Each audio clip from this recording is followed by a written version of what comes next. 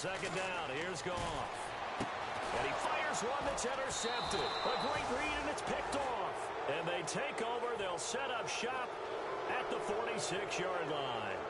Certainly not how they envisioned ending their opening drive here in the first quarter. Too many ones in this play. First quarter, first drive, first interception thrown. And that last one, that hurts.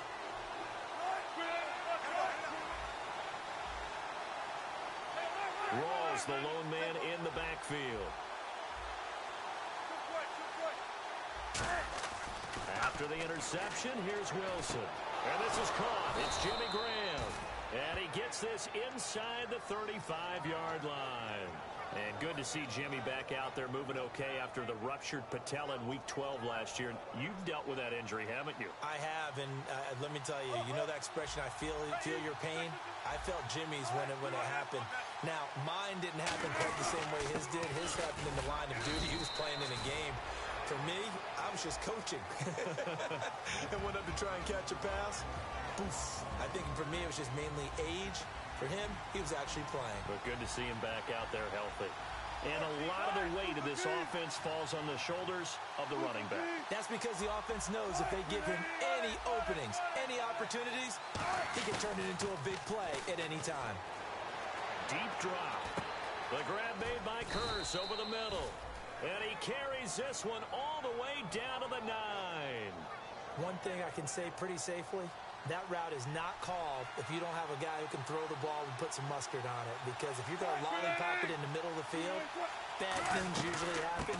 It takes a strong-arm guy who can rifle it in there, and they were able to successfully complete that one. It'll be a 3-yard pickup, and it brings up 2nd and goal.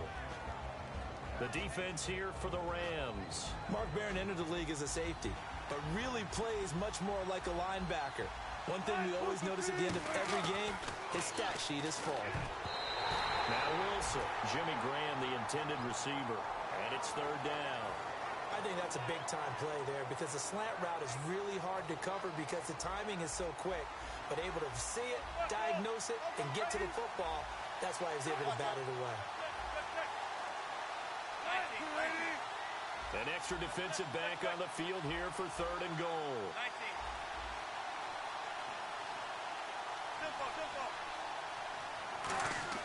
On 3rd and goal, Wilson. And that is out of the back of the end zone, incomplete. He was trying to get it to Jermaine Kearse. And it's 4th down. So out now is the Seattle field goal team. From the right hash, and this one just a chipping.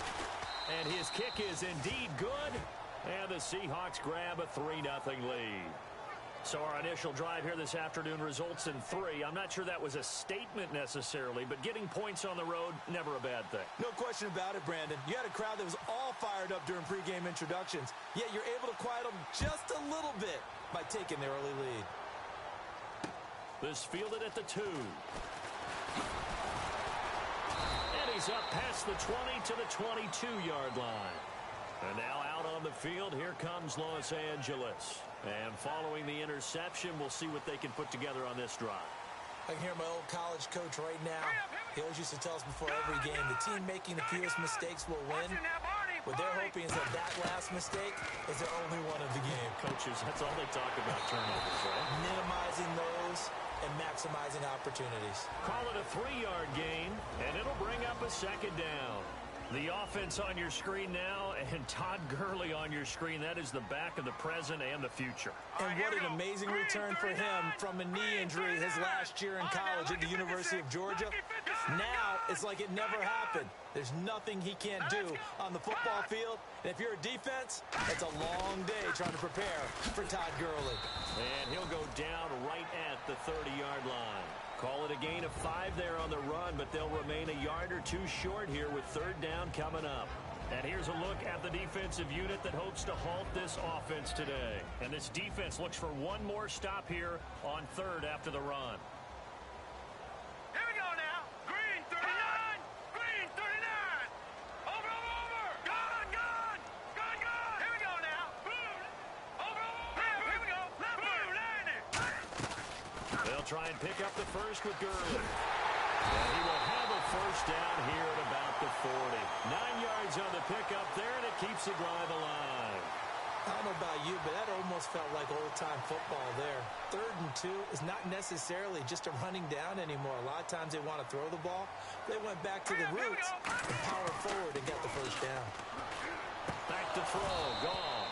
And he slings one that's incomplete. Torrey Smith, the intended receiver. And that'll bring up 2nd down. Timing's crucial in any route thrown, but when you throw an out, so many things are going through the mind of the receiver. Catching the ball, timing it up with the quarterback. Are my feet going to get down inbounds? On that play, all those things going through his head might have caused him to drop it. And taking it across midfield and inside the 45. I like watching the wide receiver screen because it's a real teamwork play. Because guess what? The guy catching the ball, he'll get all the credit. But how about the people up to block in front of him, either fellow receivers or offensive linemen? That makes that play a really nice timing play, and sometimes it can break big. Fresh set of downs here. They'll come out in the pistol. Back to the ground game here, Gurley. And he is going to lose yardage here. That's going to go as a loss of 2, and it'll be 2nd down. Brandon, that play ended so fast, it's almost as if the quarterback handed it to the runner, and the tackler was there right away for a loss of yardage. And here comes play number 6 on this drive. The one running back is Gurley. Lucky 56. Lucky 56. Back 99 Philly. Here we go. Here's Goff now on 2nd down. And the hit jarred loose. It's incomplete. We know it's not an easy job to go out and catch passes when people are trying to tackle you and knock the ball away. But the bottom line is, that's a pass he's got to have and a pass he should have caught. 7th play of this drive coming up, but a long way to go Watch on it now, 3rd Marty, down. Marty. All right, here we go. All right, now, lucky 56. Lucky 56. Throwing on 3rd, Goff. Dancing to his left. He can run for it, and he will. And the stop here will come at the 38-yard line. It's a gain of 7, and that'll bring up 4th down. Now it's Zuerlein to try the Ram field goal. This officially a 55-yard attempt. And he has got it from 55 yards away. That was never in doubt. So the scoring drive encompasses 9 plays, but the net gain, 3 points. And you're going to have drives like that in this league. Sometimes you just got to take the 3 and move on. Always better than nothing. Seattle now ready to march out of the field.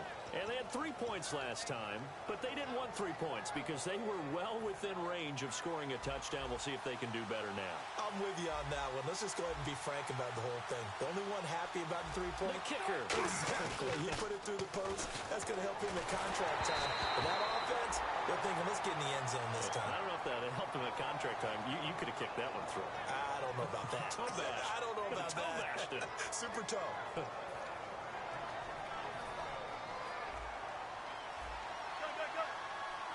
One receiver left, 3 to the right. 2nd and 10. It's Wilson again. And this is caught by Kearse. And they're going to get this one all the way out across the 45. And when you're playing a quarterback with some experience and some moxie, you enter the danger zone when you decide to blitz him, because if he's able to diagnose as he did on that play, he can hurt you downfield. He reads defenses so well, doesn't he? He really does, and the best part about that play for him, I don't think that was his primary target. I don't think so either. I think he had the read, figured out where the blitz was coming from, and went to a secondary target for a really nice gain. Alongside my broadcast partner, Charles Davis, Brandon Gaudin hits the Seahawks with a football to begin quarter number 2. They're looking at a 2nd and short yardage to start things out.